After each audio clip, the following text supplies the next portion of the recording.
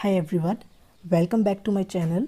Today we will start quantum mechanics, and in this very first lecture we will study Schrödinger equation and physical interpretation of the wave function. So let's start. So सबसे पहले हम देखते हैं कि हम classical mechanics में किसी भी प्रॉब्लम को कैसे सोल्व करते थे. Then we will move to quantum mechanics कि वहाँ कैसे प्रॉब्लम को हम सोल्व करते हैं. सो क्लासिकल मैकेनिक्स में देखते हैं. जैसे मान लो कि ये कोई भी एक पार्टिकल है जिसका मास m है.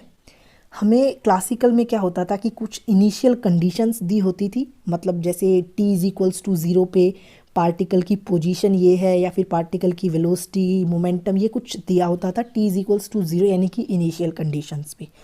और हमसे पूछा जाता था कि फ्यूचर क्या होगा इस पार्टिकल का. फ्यूचर का मतलब एट टाइम t उसकी पोजीशन क्या होगी, या फिर उसकी वेलोसिटी क्या होगी, या फिर उसका मोमेंटम क्या होगा, काइनेटिक एनर्जी क्या होगी. तो हम कैसे सोल्व करते थे इसको.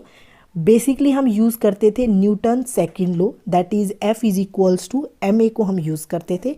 एक्सेलरेशन की जगह हम लिख सकते हैं m d square x over d t square, यानी कि F is equals to m a is equals to m d square x over d t square. और जो फोर्स होता है उसको हम लिखते थे minus del V over del x. अब ये कब लिखा जाता है, जब हमारे पास कंजर्वेटिव सिस्टम होता है और माइक्रोस्कोपिक लेवल पे हमारे पास मोस्टली जो फोर्सेस होते थे वो कंजर्वेटिव ही होते थे. मैग्नेटिक फोर्स जो होते हैं एक्सेप्शन है, लेकिन हम मोस्टली प्रॉब्लम्स की बात कर रहे हैं, इसलिए हम इसको इस तरीके से देख रहे हैं फ़िलहाल के लिए. तो बेसिकली हमारे पास ये इक्वेशन होती थी और हम इस इक्वेशन को सोल्व करके xt निकाल लेते थे और उसके बाद वेलोसिटी, काइनेटिक एनर्जी ये सब कुछ हम निकाल लेते थे किसी भी पार्टिकल का एट टाइम t. ये हम बेसिकली करते थे क्लासिकल मैकेनिक्स में. लेकिन जब हम माइक्रोस्कोपिक लेवल से मैक्रोस्कोपिक लेवल पे जाते हैं, मैक्रोस्कोपिक लेवल का मतलब हो गया जैसे एटम्स, मॉलिक्यूल्स या इलेक्ट्रॉन, इन सब चीज़ों में क्लासिकल जो है वो एप्लीकेबल नहीं हुई, यहाँ क्लासिकल फेल हो गई. फिर हमारे पास आई क्वांटम मैकेनिक्स, और क्वांटम मैकेनिक्स में हम कैसे प्रॉब्लम को सोल्व करते हैं वो अब हम देखते हैं. अगर हम एनालॉजी लेके चलें तो जो क्लासिकल मैकेनिक्स में हमारे पास न्यूटन के लॉज रोल प्ले करते थे, क्वांटम मैकेनिक्स में वो हमारे पास रोल प्ले करती है श्रोडिंगर इक्वेशन. कोई भी प्रॉब्लम होगी हम श्रोडिंगर इक्वेशन को लिखेंगे और उसको सोल्व करके हम क्या निकालेंगे, साई निकालेंगे. जिस तरीके से हम क्लासिकल मैकेनिक्स में न्यूटन के लॉ को सोल्व करके एक्स निकाल रहे थे, उसी तरीके से क्वांटम मैकेनिक्स में हम श्रोडिंगर इक्वेशन को सोल्व करेंगे और साई निकालेंगे. ठीक है, अब देखते हैं कि ये साई क्या है. उससे पहले, साई को देखने से पहले let's look at this equation, Schrodinger equation. फिलहाल के लिए हम इसका डेरिवेशन नहीं कर रहे हैं क्योंकि उसमें कुछ ऑपरेटर्स का यूज़ होता है, like position operator, momentum operator, energy operator, लेकिन हमने ऑपरेटर नहीं पढ़े हैं इसलिए हम उसका डेरिवेशन नहीं कर रहे. But it's very easy to derive. फिलहाल के लिए see this equation, this is Schrodinger equation. Let's analyse this equation little bit. जैसे यहाँ सबसे पहले आपका आयोटा है जो कि -1 अंडर रूट होता है, जो कि एक इमेजिनरी नंबर होता है, आपको पता होगा. देन हमारे पास एच कट है जो कि h ओवर 2 पाई होता है, और h जो होता है यहाँ प्लैंक्स कांस्टेंट होता है जिसकी वैल्यू 6.623 इंटू 10⁻34 होती है, और 2 पाई से हम डिवाइड कर देते हैं तो हमारे पास ये वैल्यू आ जाती है. फिर हमारे पास आगे क्या है, डेल शाई ओवर डेल टी, यानी कि शाई का डेरिवेटिव है विद रिस्पेक्ट टू टाइम. चलिए इस पॉइंट पे हम समझ लेते हैं एक बार कि शाई क्या होता है. देखो शाई जो होता है वो बेसिकली हमारे पास वेव फंक्शन होता है. देखिए आपने पढ़ा होगा dual nature of light and matter, जिसके अंदर हम क्या कहते हैं कि जो लाइट है वो हमारे पास वेव तो वो खुद है, वो हमारे पास पार्टिकल का नेचर भी शो करती है. पार्टिकल का नेचर कैसे शो करती है, हम बोलते हैं ना कि light is composed of photons. तो लाइट जो है वो ड्यूअल नेचर शो करती है, एज अ वेव भी और एज अ पार्टिकल भी. सिमिलरली हमारे पास जो पार्टिकल है वो भी ड्यूअल नेचर शो करता है. जैसे कि एग्जांपल के लिए हम इलेक्ट्रॉन ले लेते हैं, वो पार्टिकल भी है और हमारे पास वेव नेचर भी शो करता है.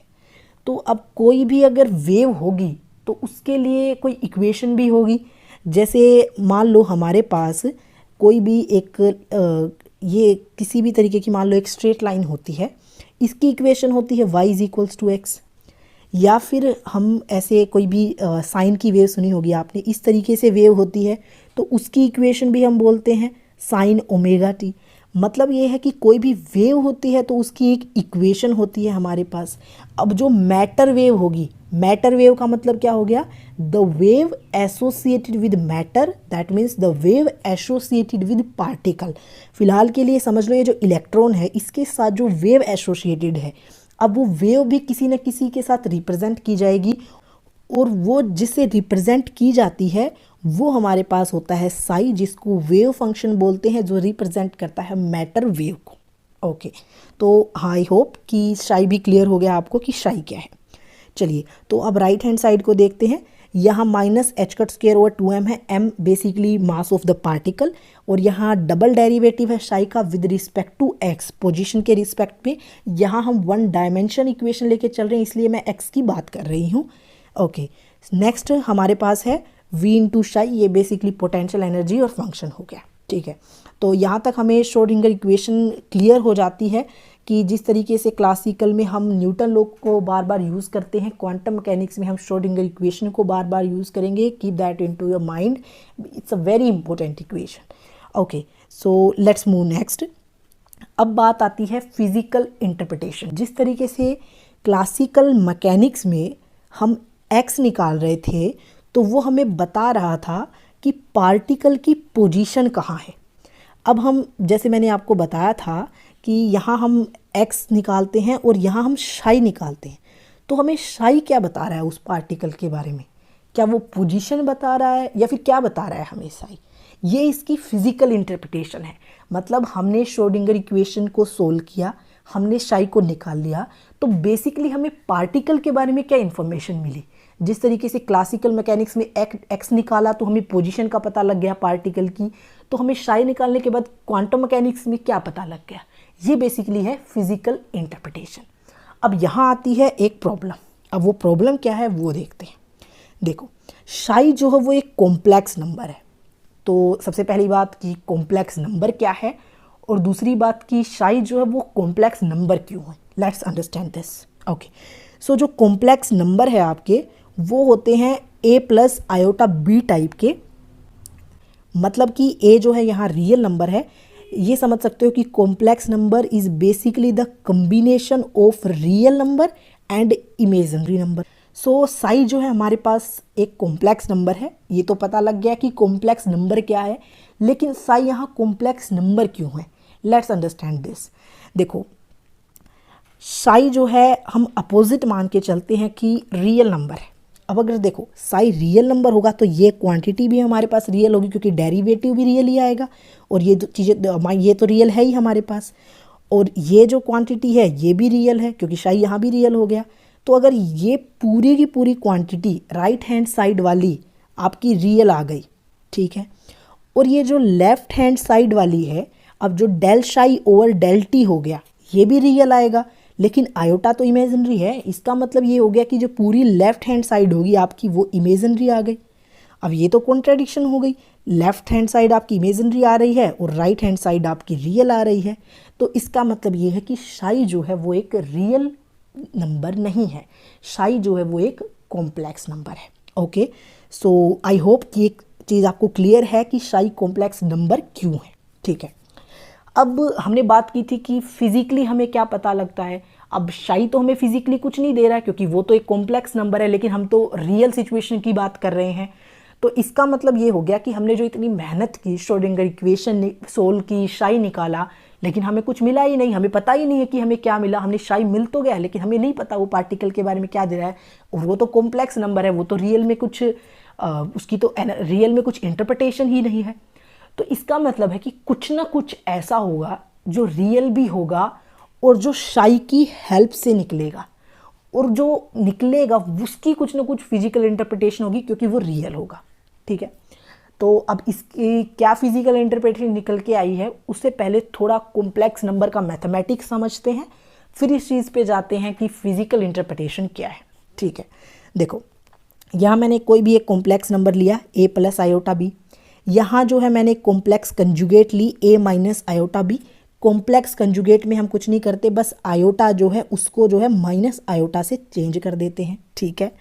फिर मैंने यहाँ नॉर्म कैलकुलेट कर रखी है। नॉर्म क्या होती है, बेसिकली मॉडुलस होती है। कैसे होती है, रियल जो पार्ट है यानी कि ए स्क्वायर प्लस में जो इमेजिनरी पार्ट है यानी कि बी स्क्वायर और इसका अंडर रूट, ये हमारे पास मॉडुलस होती है या फिर उसको नॉर्म भी बोल देते हैं, ठीक है। और एक बात और देखो, यहाँ हम अगर कॉम्प्लेक्स नंबर को और उसकी कंजुगेट को मल्टीप्लाई करते हैं, ये देखिए ये मल्टीप्लाई कर रखा है मैंने, तो हमारे पास ए स्क्वायर प्लस बी स्क्वायर आ रहा है। अब जो ये दो इक्वेशंस हैं यहाँ से हम देखते हैं, ये हमारे पास निकल के आ गया कि अगर हम किसी कॉम्प्लेक्स नंबर को उसकी कॉम्प्लेक्स कंजुगेट से मल्टीप्लाई कर देते हैं तो हमारे पास उस कॉम्प्लेक्स नंबर की नॉर्म का स्क्वायर आ जाता है। और ये जो है एक रियल क्वांटिटी है। देखो ए स्क्वायर प्लस बी स्क्वायर ये क्या है, एक रियल क्वांटिटी है। तो ये हमारे पास एक रियल क्वांटिटी भी आ गई। तो इस मैथमेटिक्स से हमें क्या समझ आता है कि जो हमने साई निकाला है हम उसका कंजुगेट निकाल लें, यानी कि साई इंटू साई स्टार, जिसको हम मॉडुलस या फिर नॉर्म भी कह सकते हैं, नॉर्म स्क्वायर, वो हमारे पास एक रियल क्वांटिटी आ जाएगी। और हम ऐसा ही कुछ सर्च कर रहे थे कि हमारे पास कुछ ऐसा हो जो इस साई से निकले और रियल भी हो, तो हमारे पास आ गया। हमने जो है कॉम्प्लेक्स नंबर का जो मैथमेटिक्स है वहाँ से थोड़ी हेल्प ली और हमारे पास साई स्क्वायर आ गया जो कि एक रियल क्वांटिटी थी, ठीक है। अब ये जो साई स्क्वायर है इसकी फिजिकल इंटरप्रिटेशन क्या है, लेट्स अंडरस्टैंड दिस। ओके, सो देखो ये जो साई स्क्वायर है इसकी फिजिकल इंटरप्रिटेशन श्रोडिंगर ने नहीं बताई थी, इसकी बोर ने बताई थी। और उन्होंने क्या बताया था कि जो साई स्क्वायर, ये जो मैंने साई के साथ एक्स टी लगाया है, दैट बेसिकली शोइंग कि it's a function of x and T, and I have told earlier कि हम वन डायमेंशन की बात कर रहे हैं इसलिए मैंने यहाँ एक्स यूज़ किया है। ओके, सो बोर ने हमें बताया कि ये जो साई स्क्वायर है ये प्रोबेबिलिटी डेंसिटी है। अब ये प्रोबेबिलिटी डेंसिटी क्या है, प्रोबेबिलिटी तो हमने पढ़ा है बट ये प्रोबेबिलिटी डेंसिटी क्या है, let's understand it by mass density और चार्ज डेंसिटी। देखो मास डेंसिटी की हम बेसिकली बात करते हैं तो हम बोलते हैं कि मास पर यूनिट वॉल्यूम, अगर मैं 3D की बात कर रही हूँ, 2D की बात करूँगी तो मैं बोल दूँगी मास पर यूनिट एरिया, और 1D की बात करूँगी तो मैं बोल दूँगी मास पर यूनिट लेंथ। सिमिलरली हमारे पास चार्ज डेंसिटी भी है, हम चार्ज डेंसिटी को क्या बोल देते हैं, चार्ज पर यूनिट वॉल्यूम, और अगर 1D में होंगे तो हम क्या बोल देंगे, charge per unit length. Okay, तो उसी तरीके से प्रोबेबिलिटी डेंसिटी क्या होगी, प्रोबेबिलिटी पर यूनिट लेंथ अगर हम 1 डायमेंशन में है तो, और अगर 2 डायमेंशन में है तो पर यूनिट एरिया, और अगर हम 3 डायमेंशन में है तो प्रोबेबिलिटी पर unit volume. Basically probability density is something that probability which is associated with some continuous variable, और इस केस में हमारे पास कंटिन्यूस वेरिएबल क्या है, एक्स है, तो वो प्रोबेबिलिटी जो एक्स के साथ एसोसिएटेड है। तो ये समझ आया हमें कि क्या फिजिकल इंटरप्रिटेशन है साई स्क्वायर की, वो है प्रोबेबिलिटी डेंसिटी। अब देखो ये जो मैंने ग्राफ ड्रॉ किया है यहाँ से देखो, ये मैंने छोटा सा dx लेंथ का एलिमेंट माना है। अगर मुझे ये पता लगाना है कि पार्टिकल के इस पर्टिकुलर dx लेंथ में होने की कितनी प्रोबेबिलिटी है, तो मैं कैसे निकालूंगी, साई स्क्वायर को किससे मल्टीप्लाई कर दूंगी, dx से मल्टीप्लाई कर दूंगी। ये हमें बताएगा कि पार्टिकल के इस पर्टिकुलर लेंथ में होने की कितनी प्रोबेबिलिटी है। देखो साइज जो है हमें कोई एग्जैक्ट सिचुएशन नहीं बताता है, जैसे क्लासिकल मैकेनिक्स में एक्स हमें एग्जैक्ट बता रहा था कि इस टाइम पे पार्टिकल यहाँ होगा। क्वांटम मैकेनिक्स में ऐसा नहीं होता है, हमें सिर्फ प्रोबेबिलिटी का पता लगता है। जैसे हम किसी कॉइन को अगर टॉस करते हैं तो हम कहते हैं कि 50% इस प्रोबेबिलिटी की हेड आए, 50% इस प्रोबेबिलिटी की टेल आए। तो यहाँ भी वही सिस्टम कि हम प्रोबेबिलिटीज़ की टर्म्स में बात करते हैं कि कोई पार्टिकल है तो इस टाइम पे उसकी इतनी प्रोबेबिलिटी है इस पोजीशन पे होने की। देखो ये जो xt लिखा है हमने, इसका मतलब यही है कि t टाइम पे x पोजीशन पे होने की जो प्रोबेबिलिटी है वो क्या है, psi x square. Okay, it's clear to you I think, ठीक है। अब देखो अगर मान लो मुझे जो ये निकालना है कि a से लेके b तक कितनी प्रोबेबिलिटी है पार्टिकल के होने की, तो उसके लिए क्या करेंगे, हम इंटीग्रेशन करेंगे कहाँ से कहाँ तक, ए से लेके बी तक। तो ये जो क्वांटिटी होगी ये हमें क्या देगी, probability of finding the particle between a and b. ठीक है, I think it's clear to you. अगर हम यहाँ से यहाँ तक की भी निकाल रहे हैं तो यहाँ जो जिस पॉइंट पे है, यहाँ जो जिस पॉइंट पे, यहाँ से हम इंटीग्रेशन कर सकते हैं। ठीक है, अब इस पॉइंट पे दो चीज़ें और समझते हैं। मान लो हमारे पास प्रोबेबिलिटी जो है 0 आ गई और एक केस में मान लो 1 आ गई। 0 प्रोबेबिलिटी का मतलब ये है कि वहाँ फॉर श्योर पार्टिकल नहीं मिलेगा, वो श्योर है कि वहाँ पार्टिकल नहीं होगा। जैसे इस डायग्राम में वो कौन सा पॉइंट है, ये वाला पॉइंट है। ये देखो इसमें साई एक्स स्क्वायर की वैल्यू कितनी है, 0 है। देखो जो एक्स एक्सिस पे हमारे पास जो वाई वेरिएबल होता है उसकी वैल्यू 0 होती है, तो इसका मतलब ये है जो ये वाला पॉइंट है यहाँ इसकी वैल्यू 0 है। इसका मतलब ये है फॉर श्योर यहाँ हमें पार्टिकल कभी नहीं मिलेगा। इस पॉइंट पे हमें पार्टिकल, इस पॉइंट पे हमें पार्टिकल कभी नहीं मिलेगा। ओके, और अगर प्रोबेबिलिटी 1 है तो इसका मतलब ये है कि पार्टिकल फॉर श्योर वहाँ मिलेगा। 1 प्रोबेबिलिटी का मतलब ये हो जाता है कि पार्टिकल वहाँ मिलेगा ही मिलेगा।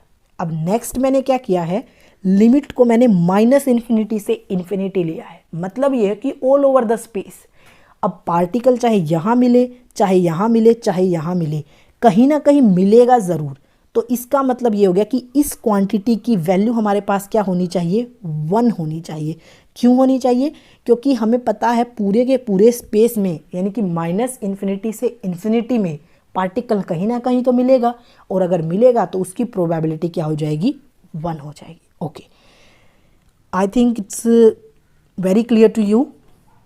हमने बेसिकली इस लेक्चर में देखा कि श्रोडिंगर इक्वेशन क्या होती है, फिर हमने फिजिकल इंटरप्रिटेशन देखी वेव फंक्शन की।